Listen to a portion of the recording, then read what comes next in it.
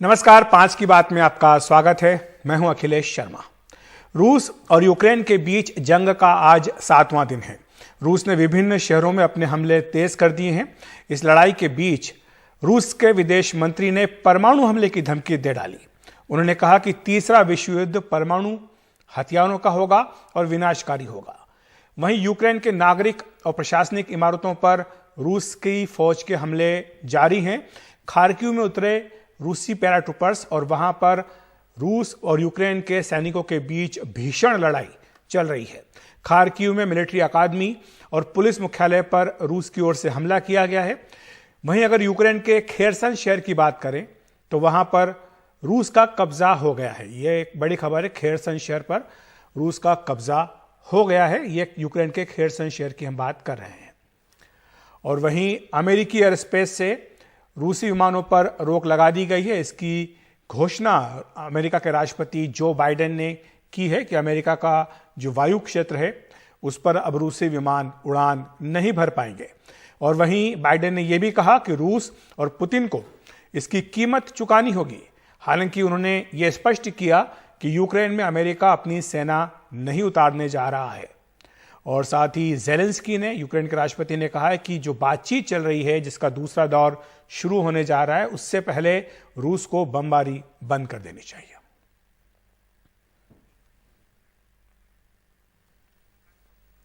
और वहीं यूक्रेन की राजधानी कीव के पास बूचा में बड़ी संख्या में रूसी टैंकों को तबाह कर दिया गया है।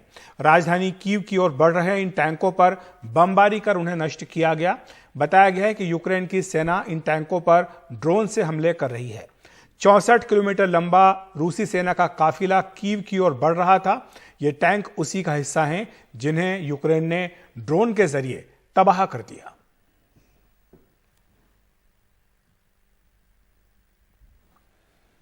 हमारे साथ दो खास मेहमान मौजूद हैं इस पूरे घटनाक्रम पर चर्चा करने के लिए। हमारे साथ प्रोफेसर हर्ष वी पंत हैं जो कि ORF के हेड स्ट्रेटेजिक स्टडीज हैं, और साथ ही बसुकांत सिंह यूक्रेन से वापस आए छात्र हैं। प्रोफेसर पंत, सबसे पहले मैं आपके पास आना चाहूँगा। जो ताज़ा घटनाक्रम है उसमें दो बड़ी बातें सामने आई हैं। पहली बात तो ये कि रूस के विदेश मंत्री ने एक तरह से धमकी दे डाली है परमाणु हथियारों के उपयोग की। कह रहे हैं कि अगर तीसरा विश्व युद्ध हुआ तो एटमी हथियारों से होगा, बहुत ज्यादा विनाशकारी होगा। तो ये जो बार बार रूस की ओर से धमकी दी जा रही है, धौंस दिखाई जा रही है एटमी हथियारों की, इसको आप किस तरह देखते हैं? क्या इससे जो लड़ाई चल रही है यूक्रेन में उसको एक कोई नया मोड़ दिया जा सकता है, या जो अभी तक उनका सैन्य अभियान चला है उसमें अपेक्षित कामयाबी उन्हें नहीं मिली है, शायद ये एक वजह इसके चलते वो बार बार इसकी धमकी दे रहे हैं? जी, मुझे लगता है इसके दो मायने आप निकाल सकते हैं। एक तो ये जो इसका आपने जिक्र किया कि जिस तरह से अपेक्षित था उस तरह से कामयाबी रूसी सेना को नहीं मिली है। और आज भी जो आप बता रहे हैं कि रूसी जो टैंक्स का बड़ा काफिला बढ़ रहा था कीव की ओर और उसको ध्वस्त कर दिया गया है, तो कहीं पर एक फ्रस्ट्रेशन जरूर है रूस में कि जो एक स्विफ्ट कैंपेन, मिलिट्री कैंपेन होना चाहिए था, उसकी जगह एक प्रोलॉन्ग्ड कैंपेन हो रहा है। और जितना लंबा ये खींचेगा उतनी कॉस्ट रूस के लिए बढ़ रही है। जैसा हम देख रहे हैं चारों तरफ से दुनिया एकजुट होकर रूस को अब सैंक्शन करने की तैयारी कर रही है, और काफी हद तक इकोनॉमिक जो सैंक्शन है उनका प्रभाव रूस की इकोनॉमी पर दिख रहा है। तो मुझे लगता है कहीं पर ये एक जो डिससेटिस्फैक्शन है अपनी ही स्ट्रैटेजी से वो झलक रहा है कि आपको इतनी जल्दी मिलिट्री कैंपेन में जब आप न्यूक्लियर वेपन्स की बात करते हैं तो ये आपकी असफलता को दर्शाता है। ये जो यूक्रेनियन जो एक रेजिस्टेंस चल रहा है वो काफी प्रभावशाली बन गया है, इससे नकारा नहीं जा सकता। दूसरी बात यह है कि ये एक तरह से चेतावनी है नेटो को, अमेरिका को, कि किसी भी तरह का डायरेक्ट इन्वॉल्वमेंट इस कैंपेन में न हो, क्योंकि ये अभी तक जैसा राष्ट्रपति के आप जिक्र कर रहे थे, बाइडेन ने भी अपने स्टेट ऑफ द यूनियन में कहा कि हम वहां पर सेना, हम लड़ेंगे नहीं लेकिन हम मदद करने को तैयार हैं। तो वो मदद जो है अभी तक इनडायरेक्ट है, सप्लाई ऑफ वेपन्स यूरोपीय देश दे रहे हैं, अमेरिका दे रहा है, और उससे एक बैलेंस बनने की स्थिति वहां पर बन रही है। लेकिन अगर वहां पर ज्यादा मारामारी होती है, जैसा कि अपेक्षा की जा रही है कि रूस जैसे जैसे ज्यादा फ्रस्ट्रेटेड होगा, ज्यादा सफल दिखेगा, वो और ज्यादा प्रबल तरीके से अपनी मिलिट्री को यूज करेगा, जैसा हम देख रहे हैं खरसेन में जो हो रहा है। तो उसके चलते अगर वेस्टर्न फोर्सेस ये चाहें, पश्चिमी देश ये चाहें कि वो उसमें कूद पड़े, तो उसके लिए एक चेतावनी रूस देना चाह रहा है कि इसका ना सोचें, क्योंकि उससे ये परमाणु हथियारों का उपयोग करने में भी नहीं चूकेगा। जी, तो जो प्रोफेसर पंत आप जिस बात की ओर इशारा कर रहे हैं कि रूस ज्यादा आक्रामक हो रहा है जैसे जैसे समय बीतता जा रहा है, खार्किव की अगर आपने बात की तो वहां पर अभी कुछ देर पहले ही जो भारतीय दूतावास है उसकी ओर से एडवाइजरी जारी की गई है। खार्किव में जितने भारतीय हैं उनसे कहा गया है कि वो आज शाम तक खार्किव को छोड़ दें। ये बड़ी बड़ी खबर आ रही है कि एक एडवाइजरी जारी करके कहा गया कि शाम तक छोड़ दें खार्किव को। बसुकान सिंह हमारे साथ हैं जो कि यूक्रेन से वापस आए। बसुकान जी, आप कहां से आए और किस जगह पर आप थे और आपको क्या क्या कहा गया कि किस तरह के हालात वहां बन रहे हैं? यहां आने में, भारत आने में आपको किस तरह की दिक्कतों का सामना करना पड़ा? एक्चुअली सर मैं यूक्रेन के चर्निविस्टी शहर में था, चर्निविस्टी ओब्लास्ट में। और सर मैं बुकनवीन स्टेट मेडिकल कॉलेज का सर स्टूडेंट हूँ, सेकेंड ईयर का।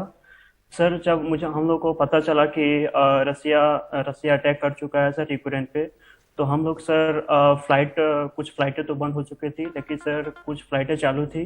तो हम लोगों ने सर फ्लाइट बुकिंग किया, लेकिन सर उस समय फ्लाइट की कॉस्ट बहुत ज़्यादा थी सर। तो हम लोगों ने इंस्ट्रक्शन मिला, तो हम लोगों ने सर फ्लाइट का बुकिंग किया और सर वहाँ से निकल गए। और सर 25 या 26 को यूक्रेन ने हमला किया और उस पर सर कुछ मेरे दोस्त भी फंस गए सर वहाँ पे खार्किव में सर। वहाँ पे कंडीशन बहुत ख़राब है सर। और चर्निविस्टी में बच्चे वहाँ से बहुत ज़्यादा बच्चे वहाँ से निकाले जा चुके हैं, लेकिन सर खार्किव में जो बच्चे हैं बहुत प्रॉब्लम फेस कर रहे हैं सर वहाँ से निकलने के लिए। बसुकांत, दूसरा यहाँ पर चर्चा देश में जिस तरीके चल रही है, बहुत ही दुर्भाग्यपूर्ण चर्चा है, जिसमें कुछ मंत्रियों की ओर से ये कहा जा रहा है कि ये बच्चे वो हैं जो यहाँ पर नीट में कामयाब नहीं हो पाते, उन्हें जाना पड़ता है। लेकिन सब जानते हैं कि देश में अगर मेडिकल कॉलेज का इंफ्रास्ट्रक्चर इतना मजबूत होता, अगर यहाँ की फीस स्ट्रक्चर इतनी रिलैक्सेड होती कि जितनी में कि लोग पढ़ सकते, अफोर्ड कर सकते थे, तो शायद उन्हें वहाँ बाहर जाने की जरूरत नहीं पड़ती। सर एक्चुअली मैं भी नीट का एग्जाम दिया था सर, जिसमें मैं 540 स्कोर किया था सर। मुझे इंडिया में सर कॉलेज नहीं मिल पाया, तो सर मुझे यूक्रेन जाना पड़ा सर।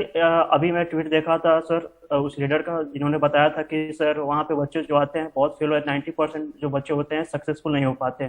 तो सर मैं आपके चैनल के थ्रू ये बोलना चाहता हूँ कि सर वहाँ पे जो बच्चे एजुकेशन MBBS करते हैं सर, इंडिया में आने के बाद से ज़्यादा सर जितने भी टफ एग्जाम होते हैं सर उसको फेस करते हैं और सर उसको क्लियर करते हैं। तो सर जो ऐसा नहीं है कि सर इंडिया में जो MBBS की पढ़ाई है अलग है और यूक्रेन में अलग है सर, पढ़ाई सेम है, बस अपने पढ़ने के ऊपर है सर। अगर कोई सर इंडिया में कुछ बच्चे हैं जो अच्छे कॉलेज से रिजल्ट नहीं दे पाते हैं MBBS के, तो ऐसी बात नहीं है सर। बहुत सारे बच्चे ऐसे हैं कि जो सक्सेस किए आके। और FMG में जो अभी FMG का एग्जाम हुआ था, हम लोग के कॉलेज से सेकंड टॉपर जो था बुकनवीन स्टेट मेडिकल कॉलेज यूक्रेन से ही था सर। जी प्रोफेसर पंत, मैं भी आपको इस विषय पर ही चर्चा में लाना चाहूंगा क्योंकि ये काफी गंभीर विषय है। करीब 20,000 बच्चे यूक्रेन में भारत के पढ़ रहे थे, मेडिकल कॉलेजेस में पढ़ाई कर रहे थे। मुझे नहीं लगता कि यूक्रेन में किसी और देश के इतने अधिक संख्या में बच्चे होंगे।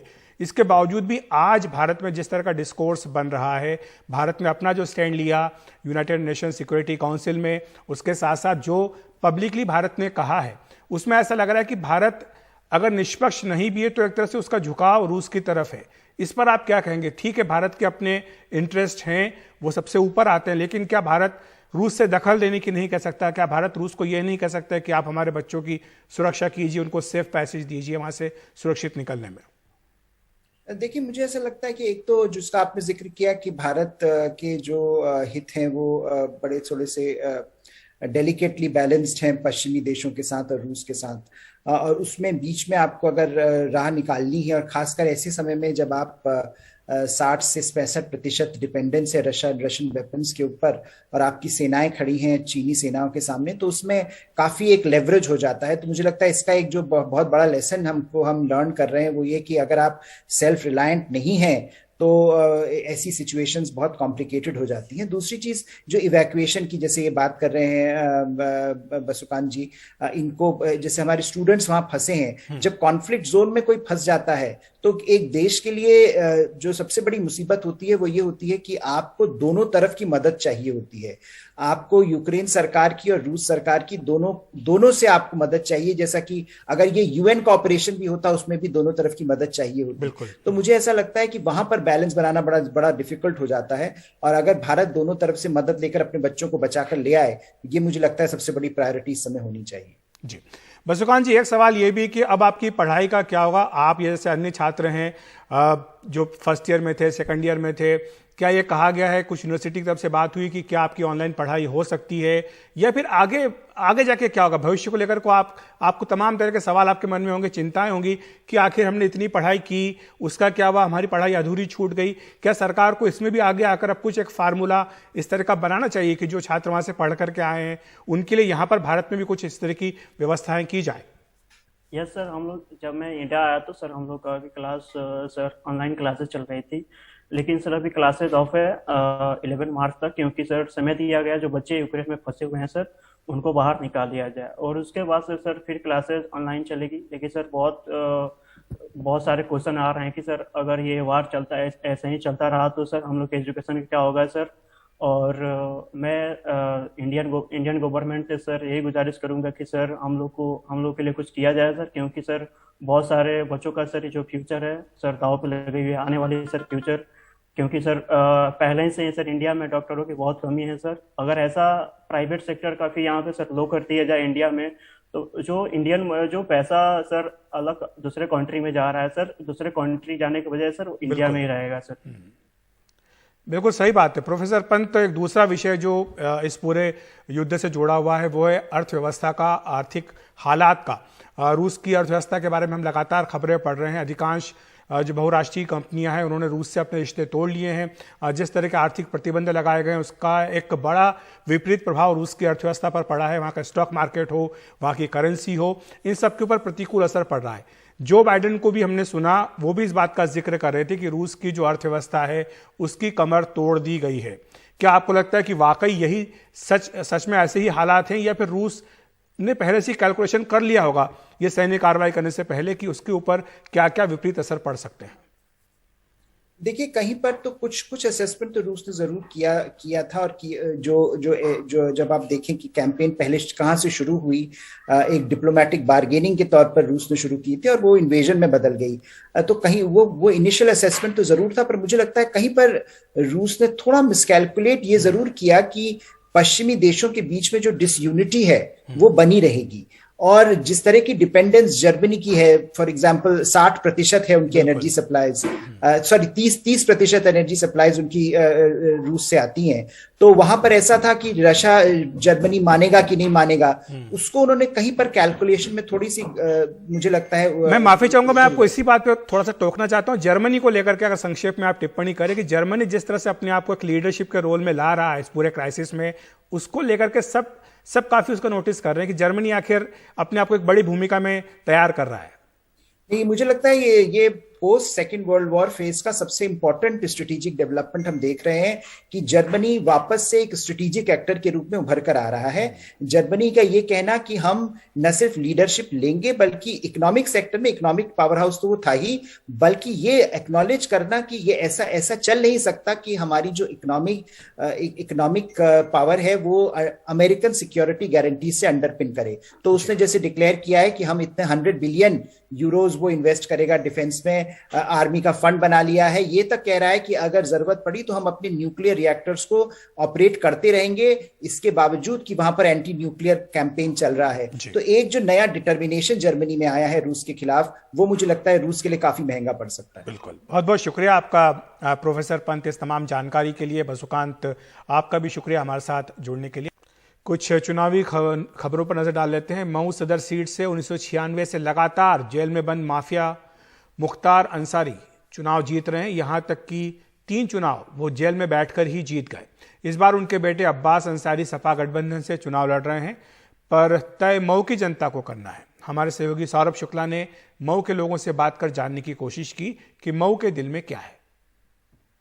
कू में आपका स्वागत है। मैं हूं मऊ से सौरभ शुक्ला। हम इस वक्त यहाँ मऊ में तमाम लोगों से चर्चा करने के लिए मौजूद हैं। यहाँ से लगातार 5 बार माफिया डॉन कहे जाने वाले मुख्तार अंसारी जीत चुके हैं। पिछले 3 बार से वो जेल से चुनाव जीत गए। ऐसा क्या है जो मुख्तार अंसारी जीत जाते हैं? इस बार उनके बेटे अब्बास अंसारी चुनाव लड़ रहे हैं।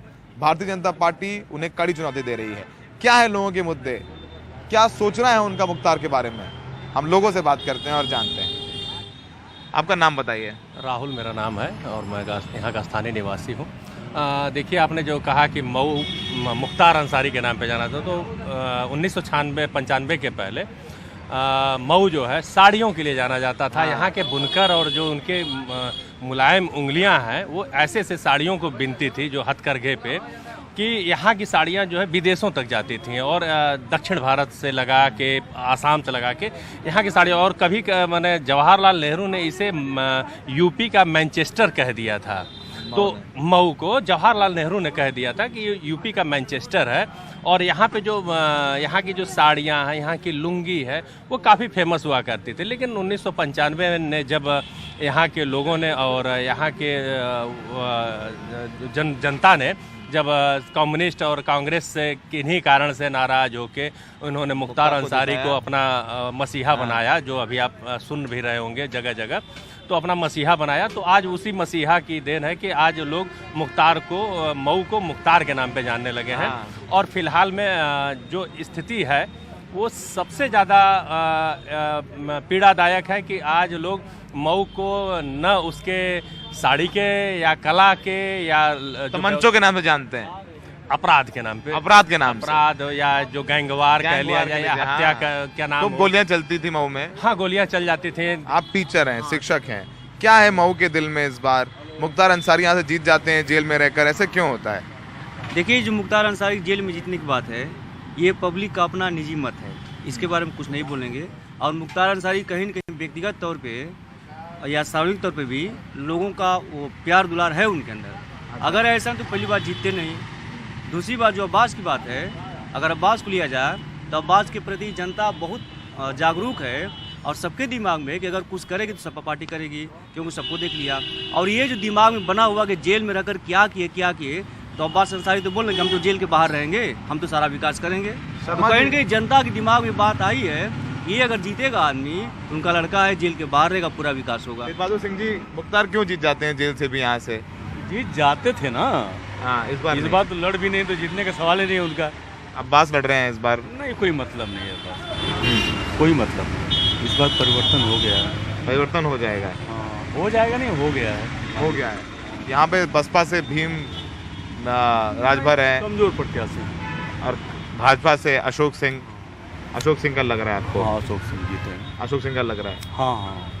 भारतीय जनता पार्टी का कमल के अलावा बुलडोजर भी एक प्रतीक बनता जा रहा है। योगी जी काफी खुश होते हैं, बुलडोजर हर रैली में बोलते हैं। तो मुख्तार अंसारी की संपत्तियों में, उनसे जुड़े लोगों की संपत्तियों में खूब बुलडोजर चले हैं। यही वजह है मुख्तार अंसारी एक तरीके से ब्रांड एम्बेसडर हैं भारतीय जनता पार्टी के चुनाव में, मऊ में खासकर, और दूसरे इलाकों में भी हर जगह मुख्तार अंसारी जैसे लोगों को जेल में डाल दिया, ऐसे तमाम बातें की जाती हैं। तो फिलहाल हमने कोशिश की जानने की कि मऊ के दिल में क्या है। जनता जनार्दन है, किसको चुन करके विधानसभा भेजेगी ये हमें 10 मार्च को पता चलेगा। मऊ में अब्बास अंसारी अपने पिता की जगह चुनाव लड़ रहे हैं और उन्हें अच्छी टक्कर बसपा से और भाजपा से मिल रही है। सहयोगी विनीत के साथ मऊ में सौरभ शुक्ला, एनडीटीवी इंडिया।